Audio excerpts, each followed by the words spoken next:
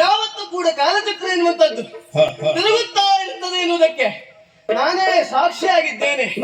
ನನ್ನ ಜೀವನದಲ್ಲಿ ಕೂಡ ಕಾಲಚಕ್ರ ಎನ್ನುವಂಥದ್ದು ತಿರುಗಿದ ಕಾರಣದಿಂದಾಗಿ ಅರಸನಾದಂತಹ ನಾನು ಭಿಕ್ಷುಕನಾಗಬೇಕಾದಂತಹ ಪರಿಸ್ಥಿತಿ ಬಂತು. ಭಿಕ್ಷುಕನಾದಂತಹ ನಾನು ಮತ್ತೆ ಅರಸನಾಗಬೇಕು ಅಂತಾದ್ರೆ ಆ ಕಾಲಚಕ್ರ ಮತ್ತೆ ತಿರುಗಬೇಕಾಗಿದೆ. ಕಾಲಚಕ್ರ ನಮ್ಮನ್ನು ಹೇಗೆ ಆಡಿಸ್ತದೆಯೋ ಅದ್ ರೀತಿ ಆಡುವವರು ನಾವಲ್ವಾ. ಈಗ ಏನ್ ಮಾಡ್ಬೇಕು ಅದನ್ನೇ ಮಾಡ್ತೇವೆ.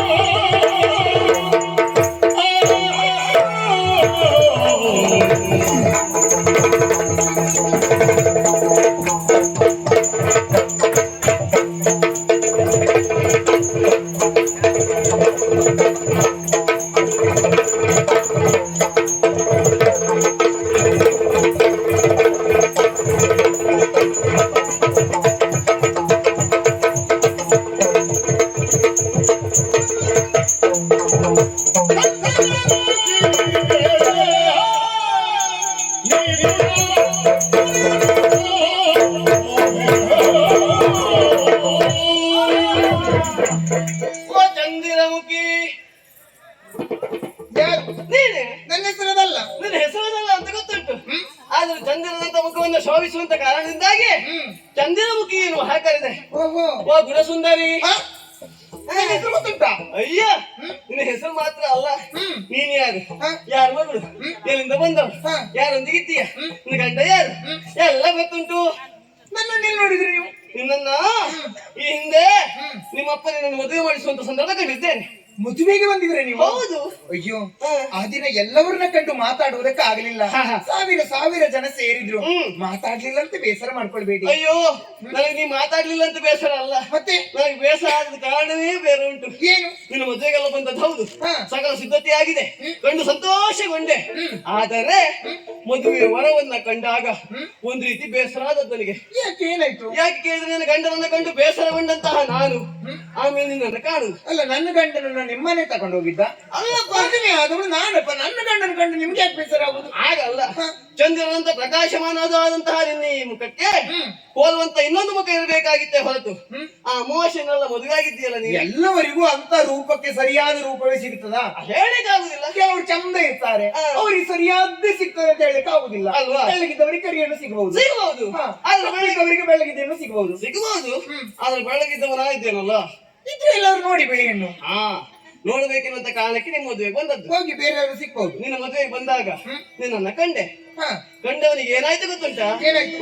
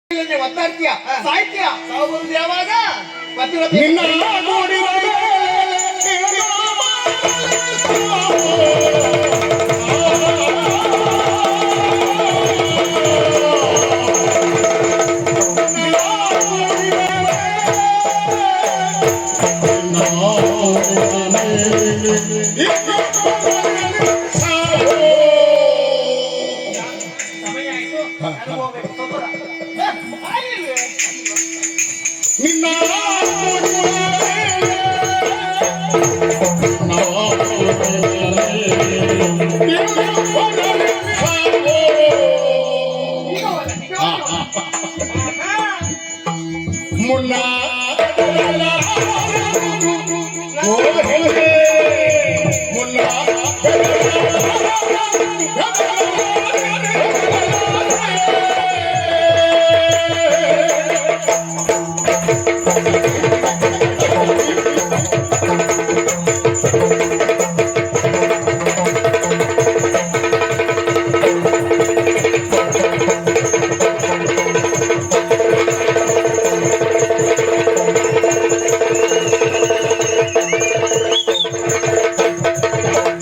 ಜನ್ಮಾಂತರದ ಫಲದೇ